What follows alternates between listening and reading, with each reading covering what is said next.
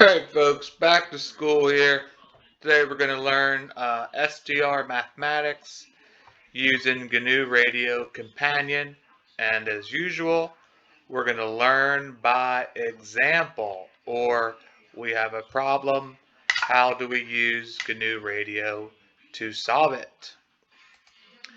Alright folks, you've seen all these waterfall displays, all your software defined gadgets out there receiving radio signals. Now generally most software don't show you this frequency here, they show you the actual frequencies. But what's really being processed is essentially your SDR is tuned to some value, right? In our case it's 3880 kilohertz, that's where it's tuned to, that's where the oscillator inside is tuned to. And all the other radio stations around that are really plus or minus kilohertz based off of that. That's how you really have to think about this. So anyway, we got two AM signals. One AM signal 5 kilohertz off the 3880, and another AM signal at positive 5 kilohertz off the 3880. And yeah, you can just use your software and click, and it tunes it in for you. But today I'd like to actually show you the mathematics of what that's doing, and we're going to use GNU Radio to do that. Alright, so how do we tune the station that's minus 5 kilohertz below 3880? This is how you do that. You take your IQ signals coming in, the whole damn spectrum, you multiply it by a 5 kilohertz tone. Now that station at minus 5 is effectively now at DC, right, or 0 hertz. You want to just resample that guy to just effectively have the bandwidth of the signal. So 11 kilohertz or 12 kilohertz is a good enough rate. So you're going to downsample this stream to basically 11 or 12 kilohertz, right? One way is you can then take the ABS of the signal, and then you'll hear the AM audio, right? How do we tune in the station that was 5 kilohertz above 3880? Well, same thing. It's 5 kilohertz above, so we need to shift him down by 5. That's why we make the tone be minus 5 kilohertz here, and that will shift him down by 5, and now he will be at DC at this point. Same deal. Resample them, take the ABS, there you go. Alright, enough of the diagrams here, let's go get GNU Radio Companion for Windows. Basically go to this website folks, I'll post a link below the video so you can just click it. Alright, this is what the web page will pretty much look like. It's kind of busy. This is the takeaway, folks. Pick this one. You pick that guy right there. Version 3.7.13.5/version 1.6. Click that, download it, save that file to your C drive. It's about 600 megs, so it may take a little bit to download it.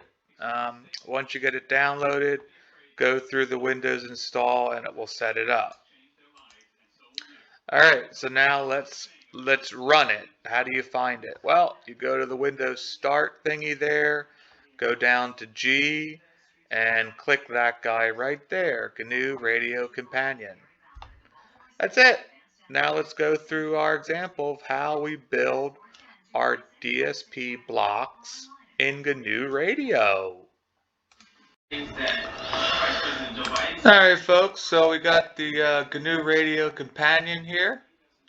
The audio file rate is going to have 48 kilohertz, so go in there and make that 48. Alright, so the first thing is, folks, is we got to go in and get a wave file. Wave file source, you just drag that in like that. Give it a double click. We got to go browse to where the file is.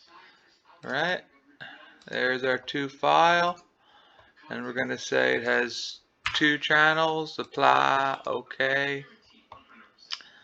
Alright, now we're going to need to convert float to complex. There you go, just drag that baby in.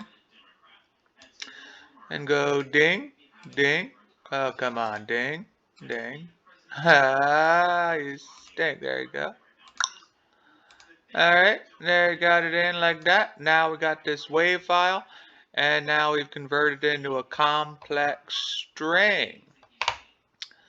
Next up, we're going to need some multiply function. Basically, what we're going to do is multiply the 2 signals. Got a nice signal source somewhere. There it is. Drag that baby in. That's going to be our signal. Now we're going to want to see the guy at -5 kilohertz. So that means we need to multiply it by 5 kilohertz. And that will shift it up. Alrighty. Now this is all 48 kilohertz. That's kind of high. No need to be that size. So we'll use the good old rational resampler. And basically what we're going to do is we're going to just decimate that sample rate by 4. So now it will be 12 kilohertz. Alright. Now we need, I think they got an AM demodulator box. There you go. That little bad boy will work. Oh, excuse me. Click that in like that. Alright, the channel rate, that's going to be 12,000 since we've decimated by 4. Audio decimation, we don't want to do that. Keep that 1. Let's make it, yeah, let's try that. Yeah. Why not? Now we need to go find the sound. Oops. Sound. Oh, sorry, not sound. Audio. Audio sync.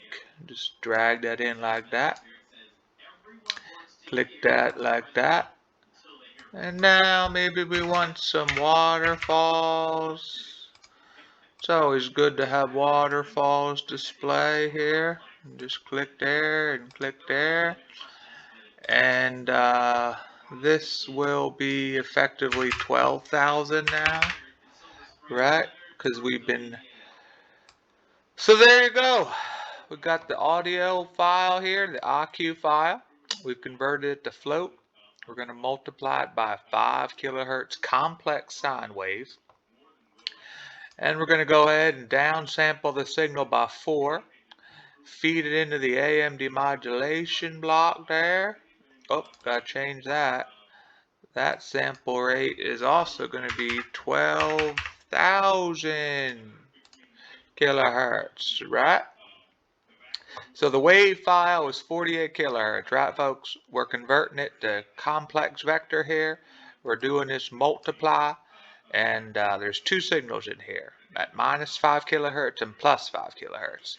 So we want to first pick up the -5 kilohertz signal.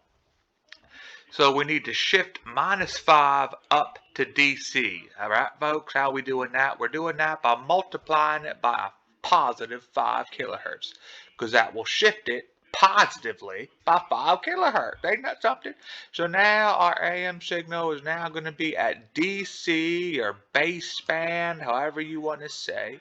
And then we're going to resample it right there by decimating it by 4. So now our effective sample rate is 12 kilohertz. Alright, let's save this son of a bitch and see what happens. Oh yeah! Broadcasting on 3875 kilohertz. This is West Virginia Fog Radio. Alright, now to hear the other one, folks, we got to change this to a -5,000.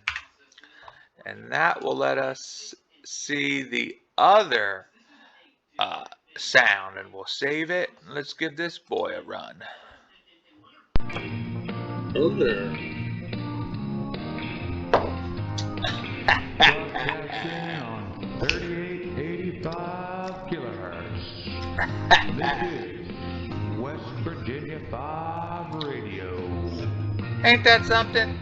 CQ.